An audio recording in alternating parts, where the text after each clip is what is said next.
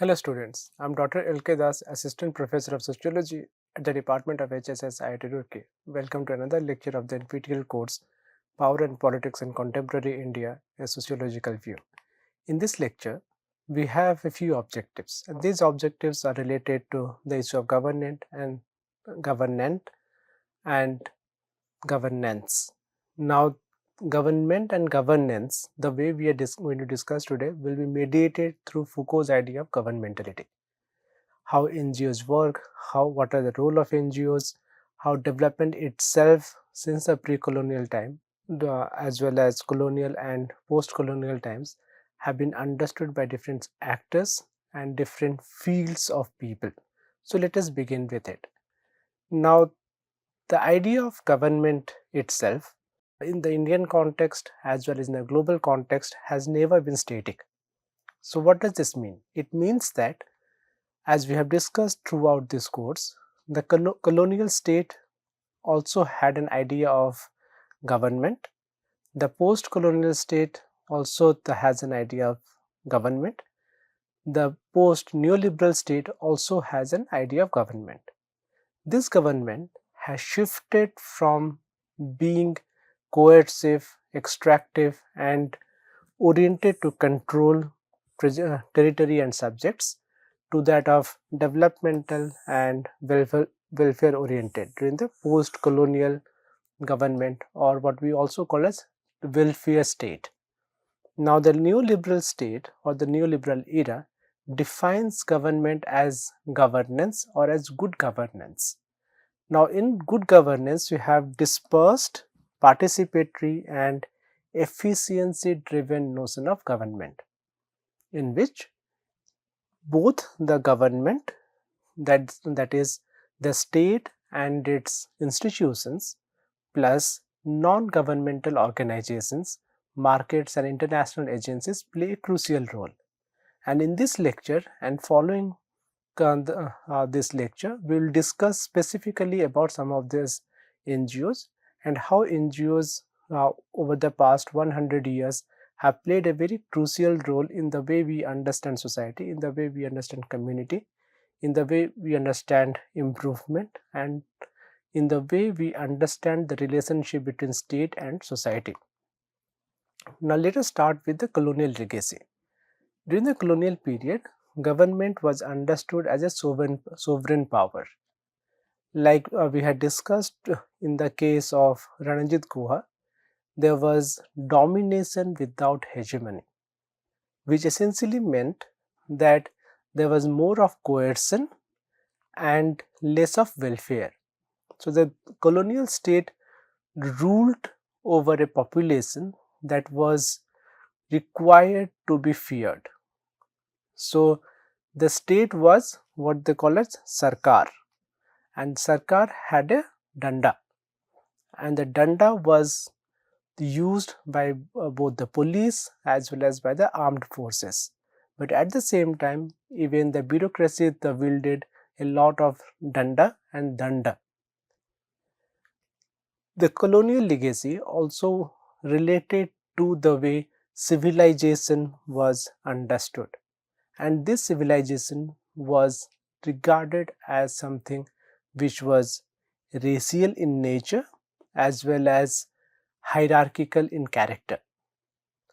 So, racial in nature and hierarchical in character means that there was a rule by a superior race of white men over an inferior race of brown and black population. So, this white population or white minority lied at the top of the pyramid, and they ruled over everyone else which came beneath it. So, it was something like Ashirvad that the government is giving. The government is, or Sarkar or the British Raj, was giving something primarily because it felt that as a civilizing force, as a morally superior force, as a racially superior force, they are going to give something, like they are gods and nothing less than that. So the colonial state did not care about the rights of the population. Rather, it looked at the population as subject on which it is going to rule. It was not creating citizens which had rights. So the state was always powerful, always related to coercion and surveillance, but never about development or holistic development of the population to gain its legitimacy. This changed in the post 1947 period, in which the moral character of the state was that of a developer or a national developer, and this is something we had discussed even in the previous class as to how during the planning commission, even before India's independence, Nehru had formulated an idea of a planning commission which would be above any kind of political, any kind of day to day, down to earth political narratives. Rather, its work would be only to create structures of redistribution, welfare, and social justice. He was highly influenced by the Soviet Union and its idea of 5 years planning, in which you plan for 5 years, you have targets, and through these targets, you have certain ethical missions to gain political legitimacy. So, what is the role of a development state here?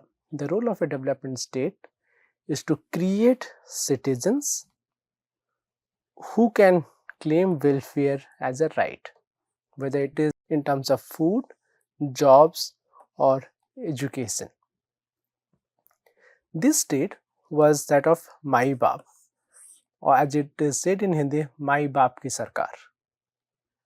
So, to say that the developmental state was completely different from the colonial state would be a mirage, because while the colonial state acted as Sarkar, acted as the overlord, here the state wanted to take care of its population as if it is the parents of these citizens, and there was a lot of ways through which it was done. As I said, food was considered to be significant, roti, kapada, makan. So these were considered to be rights, and these rights had to be given by the developmental state, starting with Nehruvian developmentalism all the way to 1989-1990. So that is another reason why you have so many programs related to community development as well as land reforms. Why one individual have concentration of this amount of land, whereas the second person doesn't have any land. So let us do the land reform. These lands would be parceled out and distributed to 2, 3, 4, 5, so on and so forth.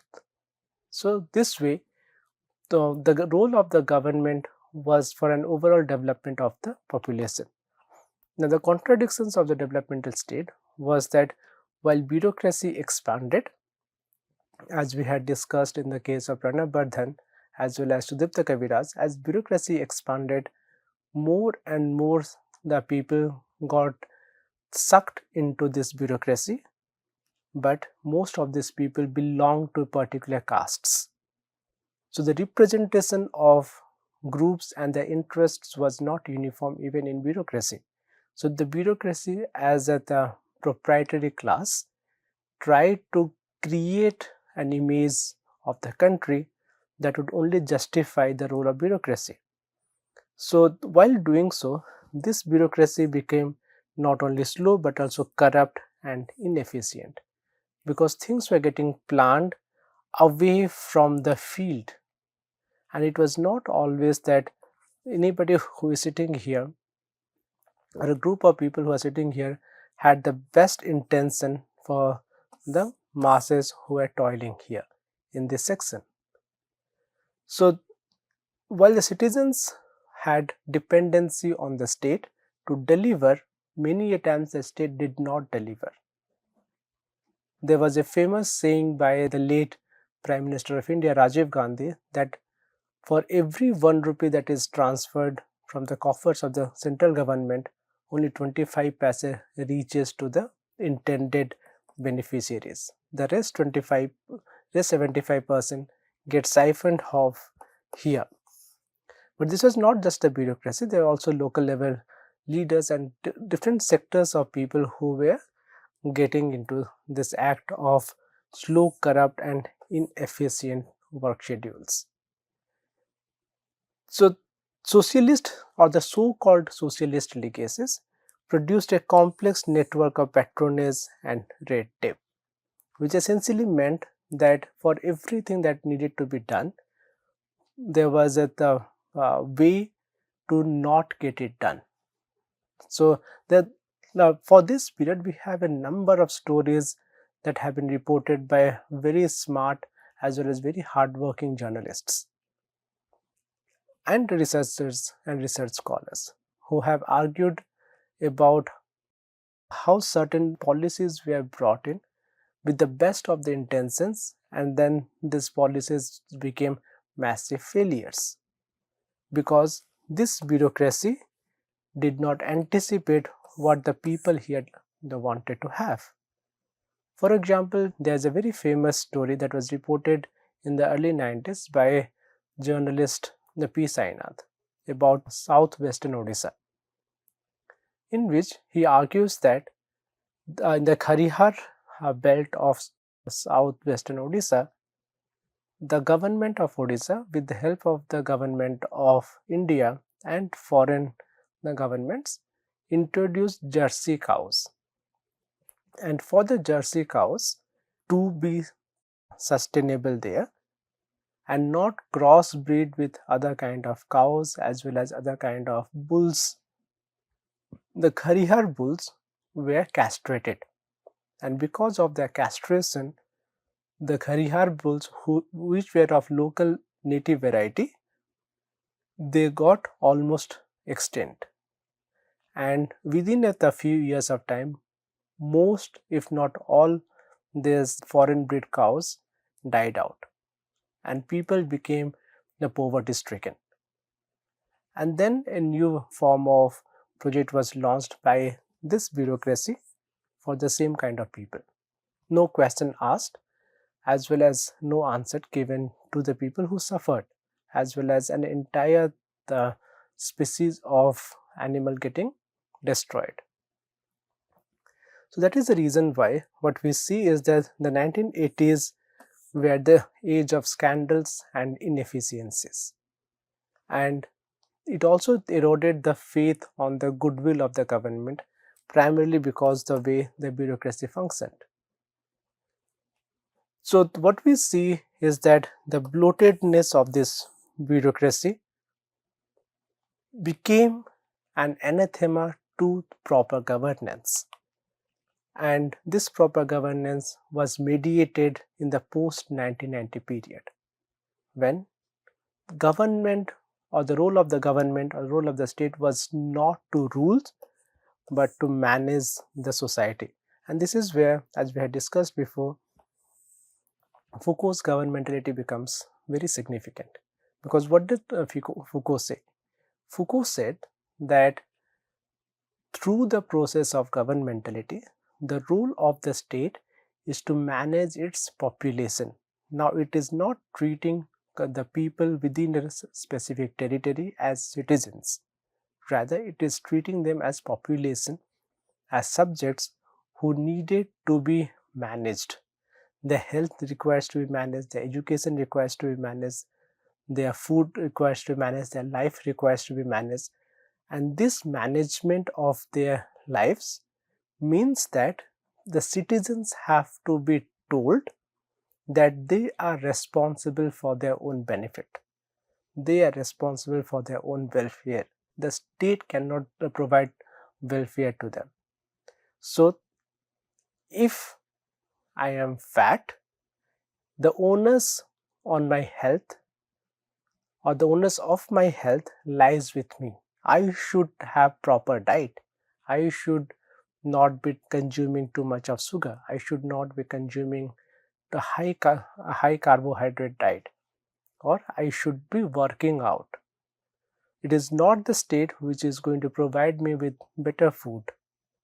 Rather, it is my responsibility. If I am poor, it is my responsibility to earn, rather than state providing me with certain welfare. So this way, the work of the government as a welfare state shifted to a governmental state, which individualized the responsibilities of the state, the responsibility on the individuals who are the population. Now, the legitimacy the state derives comes from efficiency, participation, and decentralization. And this decentralization was done through the role of NGOs, donors, and communities. Very interestingly, the NGOization of this entire governance structure also led to the idea of good governance. Good governance means that everything that is being done, it has to be efficient, people must participate, and there must be decentralization. Now these are very interesting as well as very thought-provoking concepts.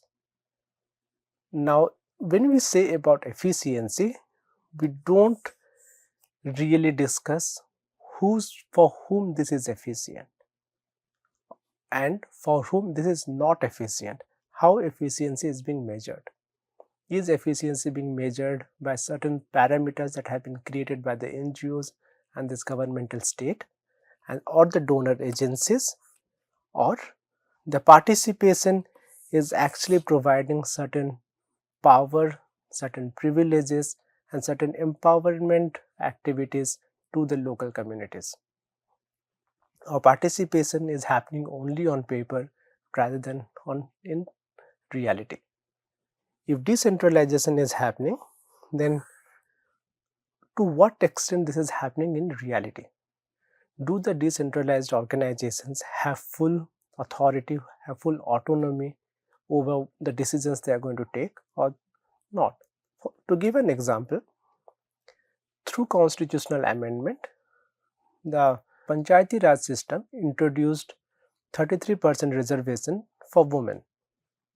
Now, even if 33% reservation was introduced in the Panchayati Raj system, the same thing was not done in state legislatures or in Indian Parliament, Lok Sabha or Rajya Sabha.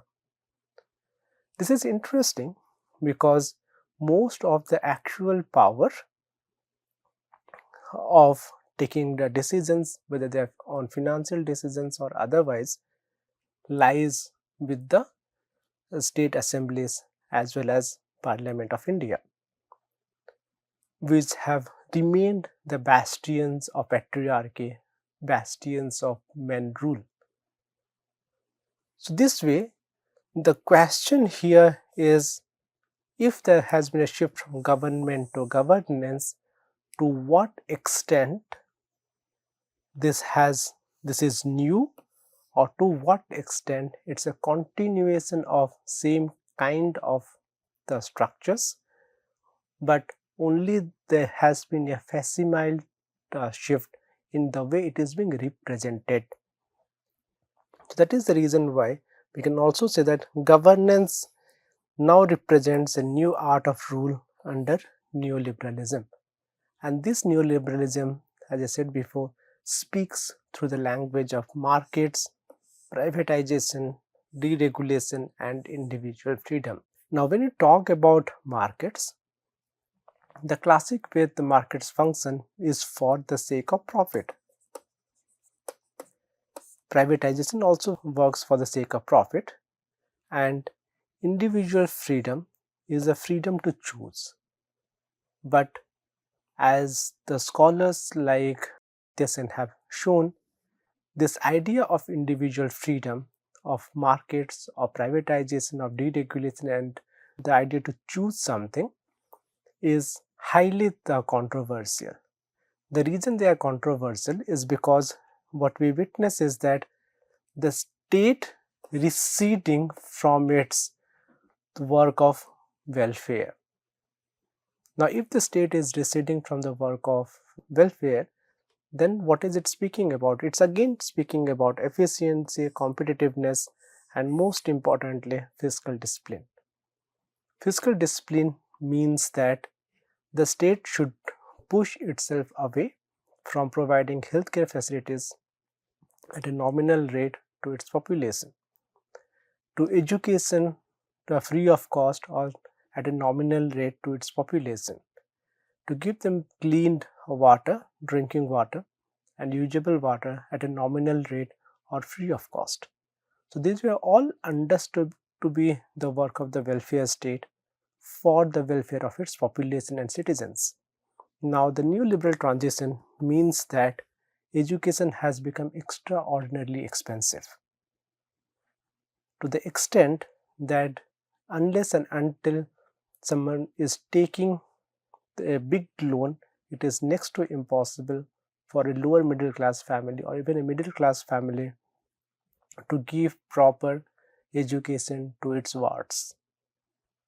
So we need to ask this question: if neoliberal transition means privatization, deregulation, and individual freedom, then why is it that while in a government university, a student has to pay some 100 or 200 rupees as tuition fee for the same kind of education of much inferior quality in a private university or private institution, where somebody has to pay in lakhs of rupees? Why is it that if you go to a place like AIIMS as a hospital, you do not spend more than a few thousand rupees, whereas if you go to a private hospital, you end up spending everything that you have, and at the end of the day, probably the patient might die, and you have not only lost everything that you had, but also you have lost your savings. So the government has downsized itself, but the idea of bureaucracies being streamlined means that there is uh, much less focus on competitiveness. Rather, there is much more focus on monopoly capitalism, in which one or two groups control everything that you have around the country or around the globe.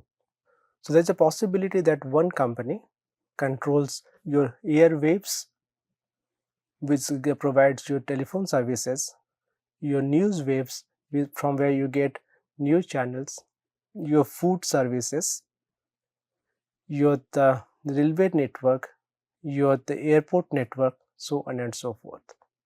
So this way you have 1, 2, 3, 4, 5 individuals controlling everything that is happening in a country called India or any other country for that matter. And anything that the state had in terms of public sector units, universities, colleges, they have been privatized slowly and steadily so that everything goes to the private entrepreneurs. So there's a different shift in terms of development, and this development is about creation of a so-called entrepreneurial citizenship, in which even if there is a ready wala, the ready wala is not being considered as an urban poor, rather he or she is being considered as an entrepreneur. Fancy term, but yes, or the self-employed. So when you say self-employment, it's about empowerment. Now we don't know whether there is actual empowerment or there is no empowerment at all, but the language is shifting and welfare is now seen as paternalistic, dependency producing, and feminized. The state should not be seen as part of doing some of these activities.